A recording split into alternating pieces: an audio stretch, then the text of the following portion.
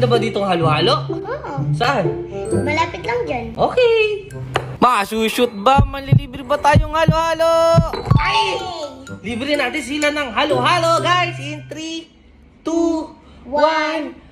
At ayun na nga, at nagtanong na nga ako dito sa bahay kung sino pa ang mga may gusto ng halo-halo. Tinanong ko sila kung gusto nila para masabay na namin sila sa pagbili ng halo-halo. Malapit lang naman yung bilihan ng halo-halo dito sa amin, guys. Walking distance lang, mga 157 na steps lang. So ayan, nandito na nga kami. Nandiyan pa yung kalaro ni Duday at kaklase din niya ata yan. So ayan na yung halo-halo. Yun o. So ayan, sinisimulan na nga lagyan ng mga sangkap ang ating halo-halo. 5 yung binili ko, guys, para syempre 5 yung nag-request eh. So ayan, nilalagyan na ng mga sago-sago. At syempre, ito yung yelo, no? Ang galing, no? Ang bilis na lang. Hindi na kinakadkad, hindi na mano-mano. Tapos yan, nilagyan ng gulaman ba yan? Syempre, may gulaman. Halo-halo yan eh. And boom!